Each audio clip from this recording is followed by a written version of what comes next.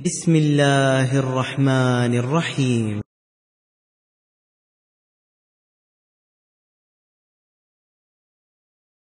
قل إن ربي يبسط الرزق لمن يشاء من عباده ويقدر له وما أنفقتم من شيء فهو يخلفه وهو خير الرازقين. إن الحمد لله نحمده ونستعينه ونستغفره ونعوذ بالله من شرور أنفسنا ومن سيئات أعمالنا من يهده الله فلا مضل له ومن يضلله فلا هادي له وأشهد أن لا إله إلا الله وأشهد أن محمدا عبده ورسوله. يا أيها الذين آمنوا اتقوا الله حق تقاته ولا تموتن إلا وأنتم مسلمون. يا أيها الناس اتقوا ربكم الذي خلقكم من نفس واحدة وخلق منها زوجها وبث منهما رجالا كثيرا ونساء واتقوا الله الذي تساءلون به والأرحام إن الله كان عليكم رقيبا.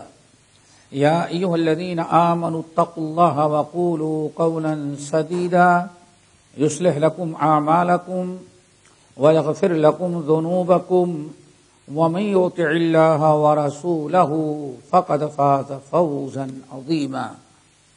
أما بعد فإن خير الحديث كتاب الله وخير الهدي هدي محمد صلى الله عليه وسلم وشر الأمور محدثاتها وكل محدثة بدعة وكل بدعة ضلالة وكل ضلالة في النار. محترم سامعین، پچھلے ہفتے بات آ کے آیت نمبر 39 پر رکی ہوئی تھی کہ رب العالمین نے اس میں فرمایا قل ان ربی یبسط الرزق لمن یشاء من عبادہ ویقدر له. ہمارے نبی آپ لوگوں کو بتا دیں، آگاہ کر دیں کہ میرا رب ہی جسے چاہتا ہے رزق خوب کھول دیتا ہے، کشادہ کر دیتا ہے، بہت زیادہ دے دیتا ہے. وَيَقْدِرُ لَهُ، اور جس کے لیے چاہتا ہے رزق تھوڑا اس کا تنگ کر دیتا ہے. یہ اللہ رب العالمین کا معاملہ ہے. اسی لیے سب سے بڑی خوش نصیبی یہ ہے، حدیث یاد آئی ہمیں، بہت ہمارے معاشرتی زندگی کا بڑا اہم معاملہ ہے کہ رزق کے معاملے میں سب سے پہلی چیز تو یہ ایمان و یقین رکھنا چاہیے کہ رزق کو اللہ تعالیٰ نے بہت پہلے سے تقسیم کر رکھا ہے. بچہ ماں کے پیٹ میں رہتا ہے، ابھی 4:40 گزرے رہتے ہیں کہ کاغذ قلم لے کر کے فرشتہ اللہ تعالیٰ کے پاس پہنچ جاتا ہے. اللہ تعالیٰ کے پاس بندہ گیا، فرشتہ گیا، اللہ یہ بچہ جو ماں کے پیٹ میں ہے رزق ہو، آپ بتائیے کہ اس کا رزق کہاں سے ہوگا اور کتنا ملے گا. سب انتظام رزق ہو وہ اجل ہو، اور ایک زندگی آپ اس کو کتنی دے رہے ہیں. دونوں چیزیں، زندگی اور رزق. اللہ اس کو آپ رزق کتنا دیں گے اور اس کی زندگی کتنی ہے وہ سب نوٹ کر لیا جاتا ہے. پھر شقیٌ ام سعید، اللہ بتائیے یہ نیک کام کرے گا یا برا کرے گا، سب لکھ لیا جاتا ہے. رزق کے بانٹا ہوا ہے.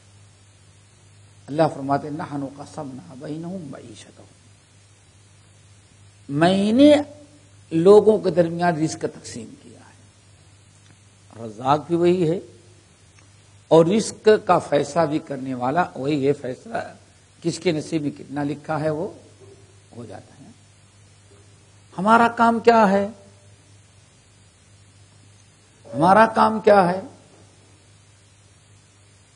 اسی لکھے ہی بھی رزق، قضا و قدر جو ہے، چار سوال ہوتے ہیں نا، چار چیزیں فرشتہ لکھ لیتا ہے. اس کی تقدیر میں کیا ہے اور اس کی زندگی کتنا، اس کا رزق کتنا، سب لکھ لیتا ہے. ہمارا لیکن ہمیں معلوم نہیں کہ ہمارے نصیب میں اللہ نے کیا لکھا ہے. ہمارا کام ہے کوشش کرنا، کوشش کرنا. جائز وسائل، جائز کوشش آپ کریں. کیوں؟ اللہ رب العالمین ہمیں رزق کے لیے دوڑ دھوپ کرنے کا حکم دیا ہے. اسی لیے حارث نام اللہ تعالیٰ کو بہت پسند ہے. حارث کیوں؟ حارث کہتے ہیں کھیتی باڑی کر محنت کرنے والا. حارث بہت پسند ہے اللہ تعالیٰ کو. کیوں؟ حارث کے معنی آتے ہیں کوشش، اور آدمی کچھ نہ کچھ کوشش کرتا رہے. تو رزق کے لیے ہمیں دوڑ دھوپ کرنا چاہیے، جائز کوشش کرنی چاہیے. تمام جائز کوششوں کے بعد اللہ نے جو دے دیا، اب اس پر ہمیں کیا کرنا چاہیے؟ قناعت کرنا چاہیے. اس سلسلے میں 2 حدیثیں ہیں، بتاتے ہیں تاکہ بات واضح رہے. رزق ہی کے معاملے میں آدمی بہت زیادہ الجھتا ہے، بہت زیادہ پریشان. تو ایک تو یہ ہے کہ آپ کوشش کریں، دوڑ دھوپ کریں، جائز کوششوں کے باوجود ہمیں ایمان رکھنا چاہیے کہ اللہ اتنا ہی دے گا جتنا ہمارے نصیب میں لکھا ہے. جتنا مل گیا آپ اب اس پر قناعت کریں. کیوں؟ کوشش کی انتہا تو کر دیا آپ نے، کوشش کر لی ہے نا، کوشش کر لیا، جائز دوڑ دھوپ کر لی، محنت کر لیا. اب ان تمام چیزوں کے باوجود جو مل گیا آپ اسے قناعت سوچیں کہ ہم کو جتنی کوشش ہو سکتی ہم نے کیا، باقی دینے والا تو کون ہے؟ اللہ ہے. اسی کو کہا جاتا ہے قناعت. یہ بہت بڑی نعمت ہے قناعت. اگر قناعت نہیں ہوگی تو آپ غلط قدم اٹھائیں گے. حضرت سنن ابن ماجہ کی روایت، حضرت عبداللہ ابو ہریرہ رضی اللہ تعالیٰ عنہ حدیث کے راوی ہیں کہ اللہ رسول نے ارشاد فرمایا، ابو ہریرہ کن قانعا تکن اشکر الناس.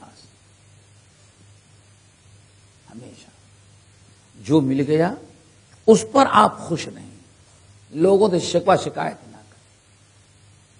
چونکہ جتنا آپ کی ذمہ داری تھی آپ نے اتنا کیا، کوشش کیا، دوڑ دھوپ کیا.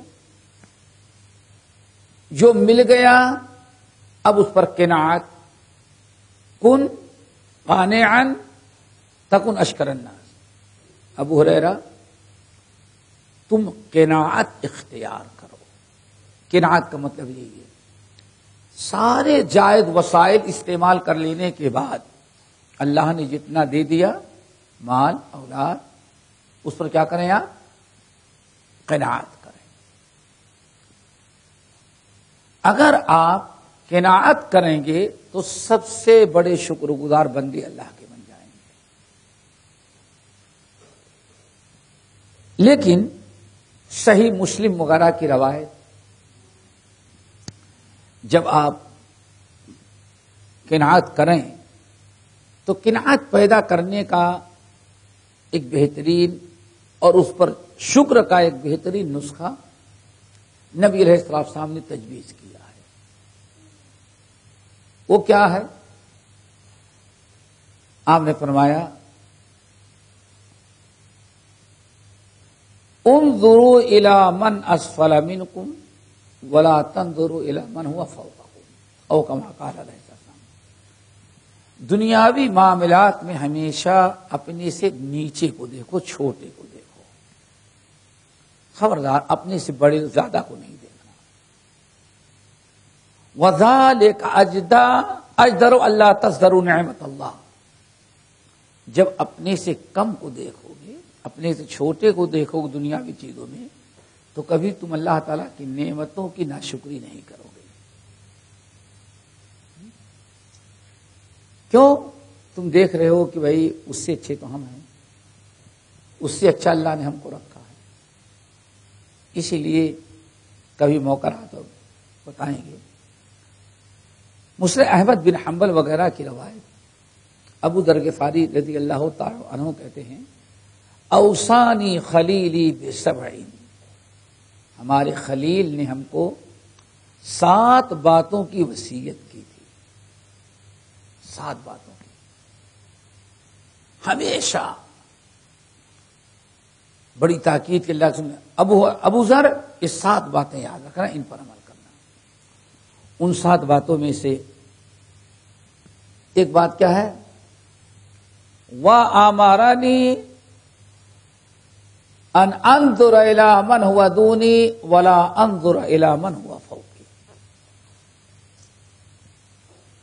7 باتوں کے ہمارے خلیل نے ہم کو وصیت کیا، ان میں ایک یہ ہے وَآمَرَنِي، ہم کو حکم دیا، تاکید کی کہ ہمیشہ ہم دنیاوی معاملات میں اپنے سے چھوٹے کو دیکھا کریں، وَلَا أَنظُرَ إِلَىٰ مَنْ هُوَ فَوْقِي، اپنے سے بڑے کو کبھی نہ دیکھیں۔ اور فائدہ کیا ہوگا؟ اس سے تمہارے دل میں اللہ تعالیٰ کی شکر گزاری کا جذبہ پیدا ہوگا، ناشکری نہیں بنو گے۔ یہ چیز ہمیں رکھنا چاہیے۔ اگر ہم ایسا نہیں کریں گے تو اللہ تعالیٰ کی نعمتوں کی ناقدری، مثال کے طور پر اللہ دیکھتے ہوں گے، ارے بھائی کیا دیا ہے اللہ نے، سنتے ہوں گے ایسے بڑے آسان، ارے بھائی ہم نماز پڑھتے ہیں، بیوی بھی تہجد گزار ہے، ہم بھی نماز، سب کچھ، لیکن جو اللہ کو بولا اس کو اتنا دیتے، ہم کو پتہ نہیں اللہ نے اتنی سب کچھ کرنے کے باوجود ہم کو تھوڑا دیا، اتنا دیا، کیسے؟ دیکھا انسان کفر تک پہنچ جاتا ہے، ناشکری نہیں کرتا۔ کتنی پیاری نصیحت! اور اللہ اس حدیث کے آخری بیان فرمایا فَإِنَّهُنَّ مِن تَحْتِ كَنزِ الْعَرْشِ، اللہ۔ اور یہ 7 وصیتیں جو ہیں، جن میں کیا ہے؟ وَآمَرَنِي أَنْ أَنظُرَ إِلَىٰ مَنْ هُوَ دُونِي وَلَا أَنظُرَ إِلَىٰ مَنْ هُوَ فَوْقِي، ہم کو وصیت کیا کہ ہمیشہ ہم اپنے سے دنیاوی معاملہ، اپنے سے چھوٹے کو دیکھیں، اپنے سے کم کو دیکھیں، اپنے سے اوپر والے کو نہ دیکھیں۔ اس سے اللہ تعالیٰ کی نعمتوں کی ناقدری کبھی نہیں ہوگی، شکر گزار۔ اب اگر آپ اپنے سے نیچے والے کو نہ دیکھیں، اوپر والے کو دیکھیں، تو اب یہیں سے معاملہ بگڑنے لگا۔ نمبر 1، اب آپ اللہ تعالیٰ نے جو دیا اس پر اللہ تعالیٰ کا آپ شکر نہیں ادا کر رہے ہیں، حالانکہ اللہ تعالیٰ قرآن میں، اللہ کے نبی نے حدیث میں کیا بتایا؟ جو ملا ہے اس پر تم شکر کرو گے تو لَأَزِيدَنَّكُمْ، اور تم کو ہم بڑھا کے، وَإِسْتَأَذَنَ رَبُّكُمْ لَئِن شَكَرْتُمْ لَأَزِيدَنَّكُمْ وَلَئِن كَفَرْتُمْ إِنَّ عَذَابِي لَشَدِيدٌ۔ تمہارے رب نے فیصلہ کر دیا ہے، بدان فیصلہ سنا دیا ہے کہ شکر گزاری کرو گے تو اور دیں گے، اور ناشکری کرو گے تو میرا عذاب بڑا دردناک۔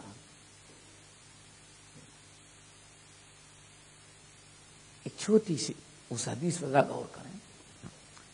ایک عورت کے ساتھ شوہر نے احسان کیا، حتی الامکان وفاداری کا ثبوت دیا، جتنا ہو سکتا تھا، ہو سکتا ہے اپنی استطاعت کے مطابق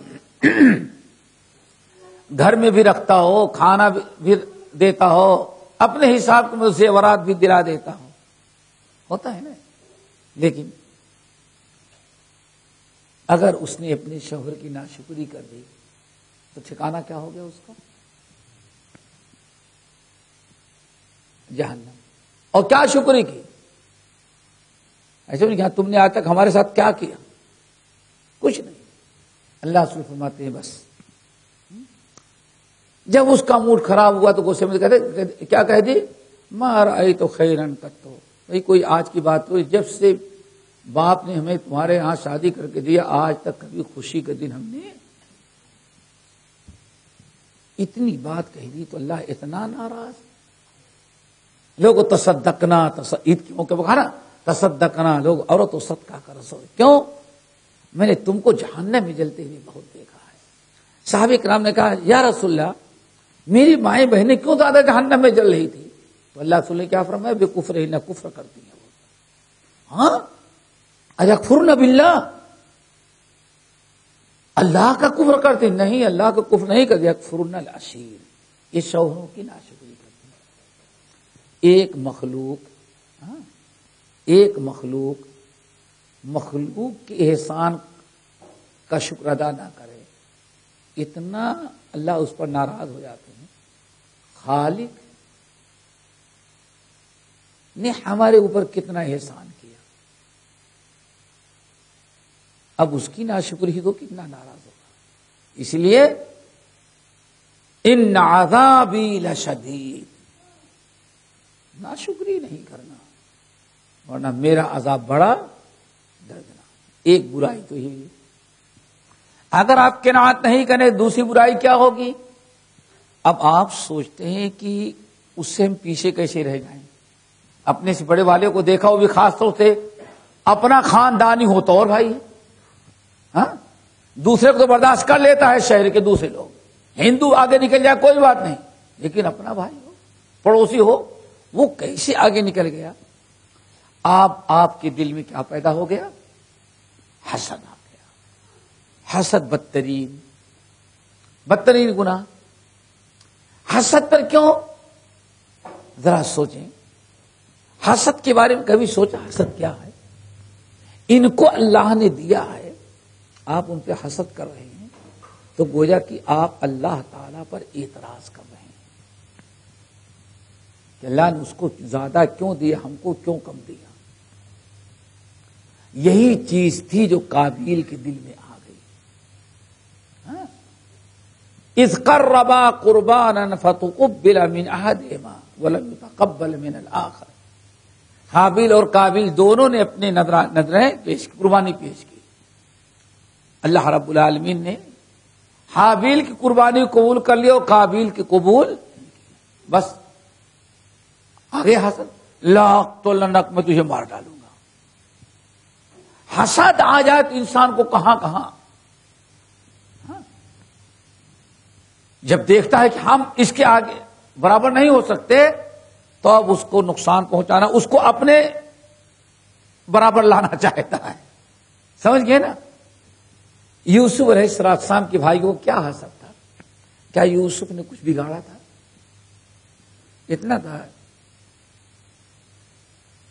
کیا کہا تھا؟ یوسف سے اللہ تعالی ابو ہمارے ہم لوگوں سے زیادہ محبت کرتے، بس اتنا تھا. ہمارے باپ ہم سے کم محبت، اس سے محبت زیادہ کرتے، بس زیادہ. یہی حسد تھا. یوسف علیہ السلام بھائیوں کو کچھ نہیں بگاڑا تھا، اور بھائیوں کو بھی معلوم ہے کہ آج تک یوسف نے ہمیں کوئی نقصان نہیں پہنچایا. لیکن معاملہ صرف کس کا تھا؟ یوسف سے باپ کیوں اتنا محبت کرتا ہے ہمیں کہ بس اسی بات ہے. اقتلوا یوسف او اطرحوه ارضا یخل لکم وجہ ابیکم وتکونوا من بعدہ قوما صالحین. نیت بڑی اچھی، چلو بھی قتل کر ڈالو، راستہ صاف ہو جائے، توبہ کا دروازہ کھلا ہے. بعد میں توبہ استغفار کر کے اللہ تعالیٰ کے نزدیک خوب اچھے ہو جائے. اور دوسرے یہ شاید سب اپنے باپ کی خود خدمت کرنے کے، ان نیکیوں سے گناہ معاف ہو جائے گا. یہ کرتا ہے. اور کیا کرے گا؟ حسد کرنے کے پہلے اب اگر کچھ نہیں ہے تو اب انسان اس کے برابر آنے کے لیے چوری، سود، رشوت، جھوٹ، پتا نہیں کیا کیا دھندے کہ کسی بھی صورت سے ہمارے پاس اتنا آ جائے کہ اس کے برابر ہم اپنا بنگلہ بنا لیں، اس کی ہاں نئی گاڑی ہمارے یہاں بھی ہو، یہ معاملہ ہوتا ہے۔ تو انسان اگر قناعت نہ کرے تو بڑے مفاسد پیدا ہو جائے۔ اسی لیے اللہ صلی اللہ علیہ وسلم فرمایا ابو ہریرہ کن قانعا تکن اشکر الناس، تم قناعت کرو تاکہ تم سب سے زیادہ اللہ تعالیٰ کے شکر گزار بندے بن جاؤ۔ وَأَحِبَّ لِلنَّاسِ مَا تُحِبُّ لِنَفْسِكَ تَكُن مُؤْمِنًا، مسلمہ اپنے لیے جو پسند کرتے ہو وہی اپنے تمام بھائیوں کے لیے پسند کرو گے، تب تم کیا بنو گے؟ مسلمان۔ پھر وہیں آپ نہیں چاہتے کہ آپ کو کوئی نقصان پہنچائے، آپ سے کوئی حسد کرے، آپ سے کوئی جلے۔ ہمارا ایمان کیسے ہے جو ہم اپنے لیے تو سوچتے ہمارا کوئی دشمن ہو، ہم سے کوئی حسد نہ کرے، اور ہم دوسرے سے حسد کر رہے۔ نمبر 3 وَأَحْسِنْ إِلَىٰ جَارِكَ تَكُن مُؤْمِنًا، وَأَحْسِنْ إِلَىٰ جَارِكَ تَكُن مُؤْمِنًا، ہمیشہ اپنے پڑوسی کے ساتھ احسان کرتے رہو گے تب تم مومن بنو گے۔ 4 ہو گئے، 3 نمبر 4 آپ نے ارشاد فرمایا کہ دیکھو ہمیشہ ورد بما قسم اللہ لکن کن ورعن تکن عابد الناس، اپنے اندر ورع پیدا کر لو، ورع پیدا کر لو، سب سے بڑے عبادت گزار بن جاؤ گے۔ ورع کتنی پیاری مثال، کن قانعا تکن اشکر الناس، کن ورعا تکن عابد الناس، وَأَحِبَّ لِلنَّاسِ مَا تُحِبُّ لِنَفْسِكَ تَكُن مُسْلِمًا وَأَحْسِنْ إِلَىٰ جَارِكَ تَكُن مُؤْمِنًا۔ ابو ہریرہ اپنے اندر قناعت پیدا کرو، قناعت تمہارے اندر آ جائے گی تو سب سے بڑے شکر گزار بندے بن جاؤ گے۔ کن ورعا، اور اپنے اندر ورع پیدا کر لو تو سب سے بڑے عبادت گزار بن جاؤ گے۔ ورع کیا ہے؟ ورع تقوی سے ذرا اعلیٰ درجہ۔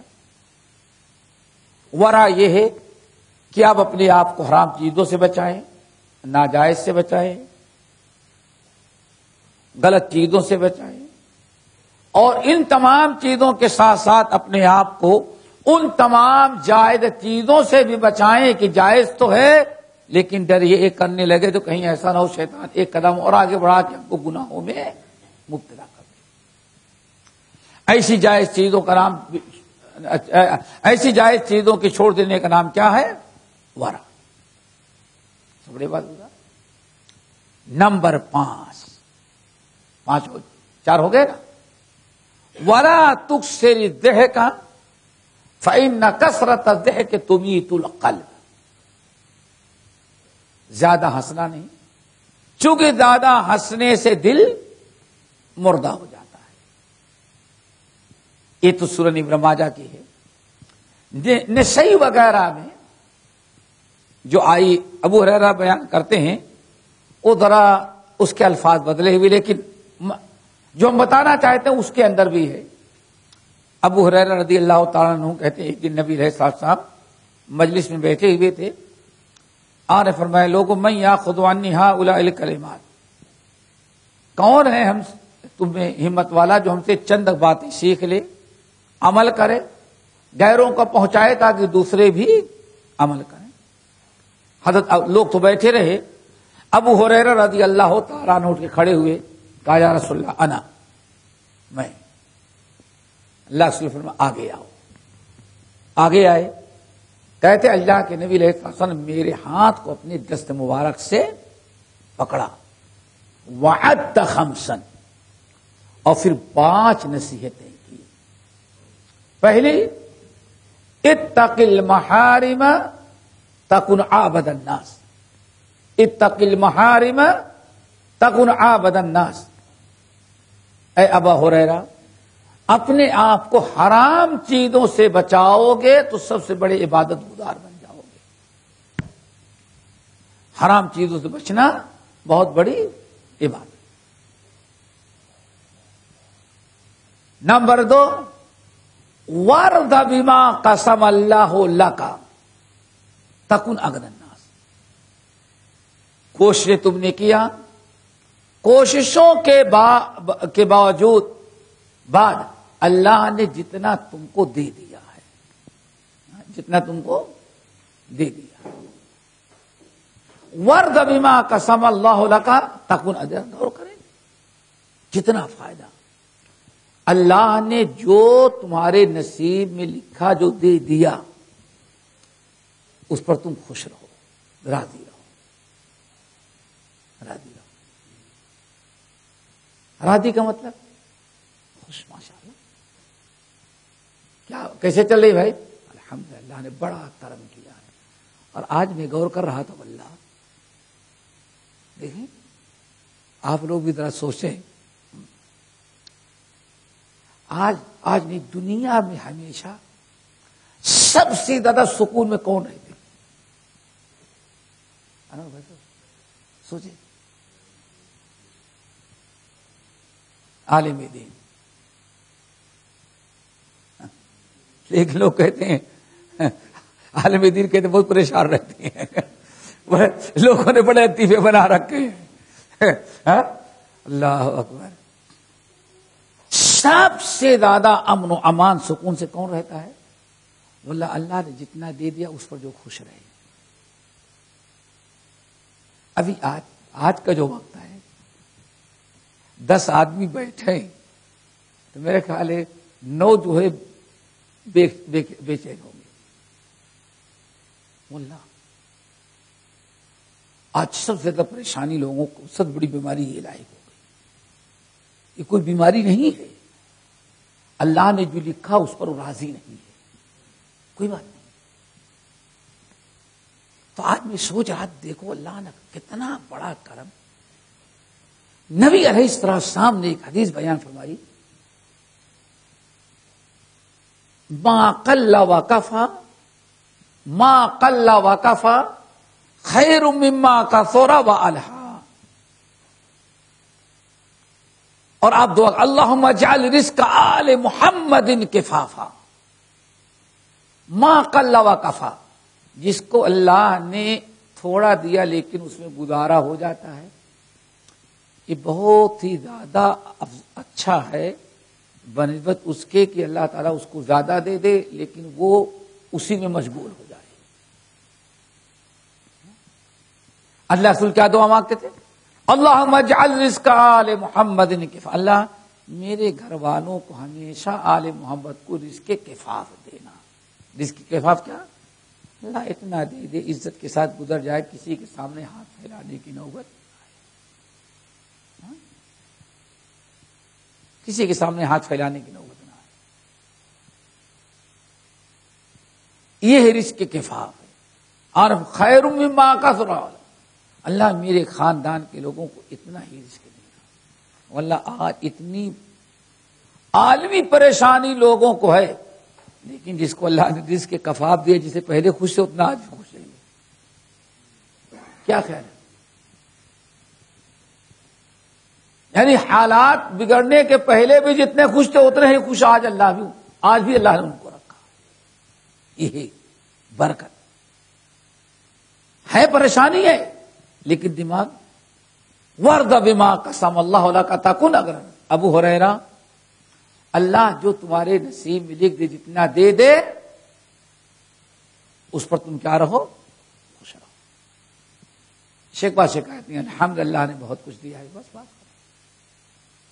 واللہ کتنا تعجب ہوتا ہے جب لوگ کہتے ہیں الحمدللہ، تنگی کچھ بھی ہو لیکن اللہ نے کسی کو دینا نہیں ہے۔ کیا خیال ہے؟ آج سب سے زیادہ پریشان ہوتے جن کو دینا ہے۔ کتنے خوشی لوگ کہتے ہیں اللہ کا کرم ہے، تھوڑی تنگی تو ہے لیکن الحمدللہ کسی کو دینا سارے مشکلات. آدمی پریشان کب ہو جاتا ہے؟ جب اس کے اندر قناعت نہ ہو. ابو ہریرہ ورد بما قسم اللہ لک تکن اغنى الناس. اللہ نے جتنا دیا اس پر تم قناعت کرو، خوش رہو، اللہ کی حمد ادا کرو، اللہ کا شکر ادا کرو. اللہ تعالیٰ تم کو سب سے بڑا مالدار بنا دے گا. اور بسا اوقات اس چیز سے خوش ہو کر کے اللہ ان کے لیے بہت دولتیں کھول دیتے ہیں. تو بات چل رہی تھی کہ اے نبی آپ اعلان کر دیں. کتنی اچھی چیز. اے نبی آپ ان کو آپ اعلان کر دیں ان ربی یبسط الرزق لمن یشاء ویقدر له. میرا رب رزق میں اپنا کمال نہیں.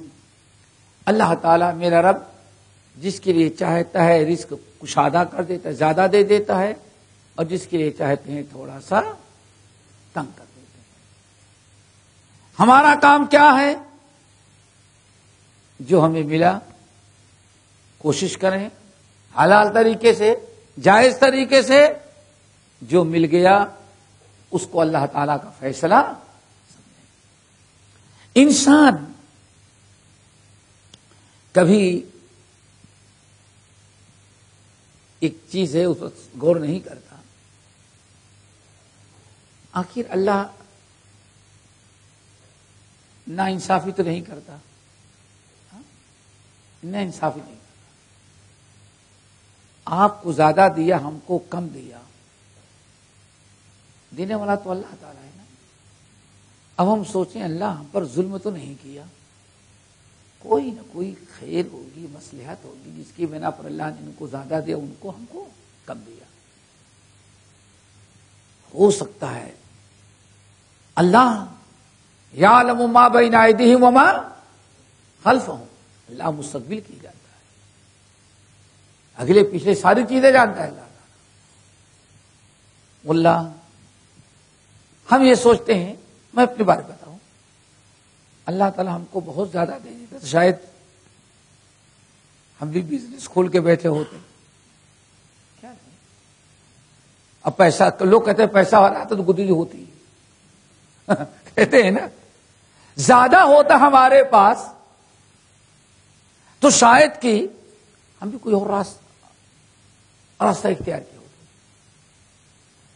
اللہ نے یہاں پڑھنے کا موقع دیا، وہاں دیا، دنیا مدینہ یونیورسٹی تک پڑھایا، اب بہت لوگوں کو دیا ہے.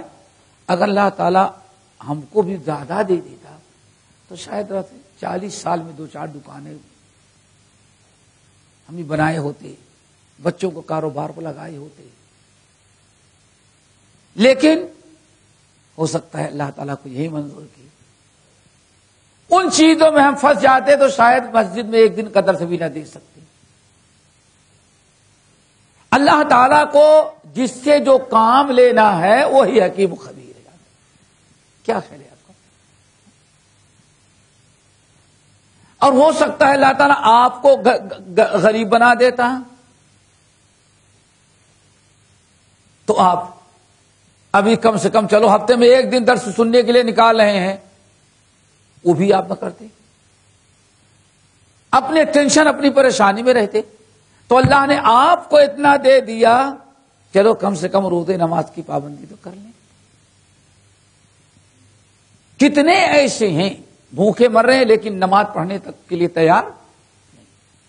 تو اسی لیے بعض روایتیں آئی آثار میں کہ اللہ تعالیٰ ایک عورت کو بہت خوبصورت بناتا ہے، بہت حسن جمال دیتا ہے، لیکن غریب بناتا ہے، اس کو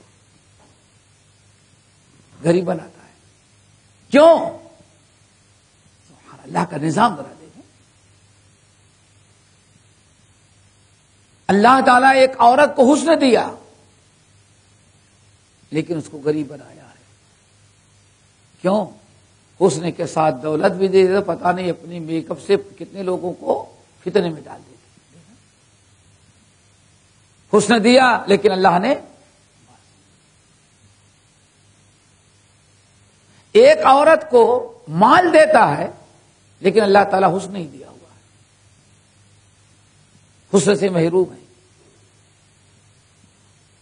اور اگر اللہ تعالیٰ اس کو حسن نہیں دیا ہے اور ہو سکتا ہے کہیں خوشحال نہ بناتا، اچھے گھر میں نہیں، شاید اس سے کوئی شادی بھی کرنے کے لیے تیار نہ. ہر چیز میں اللہ تعالیٰ کی کیا ہے؟ یہ حکمت ہے. اسی لیے کیا حکمت ہے آپ کو پتا نہیں، حکمت کس کو معلوم ہے؟ اللہ. اسی لیے ہمیں ہر حال میں خوش رہنے کا حکم دیا گیا.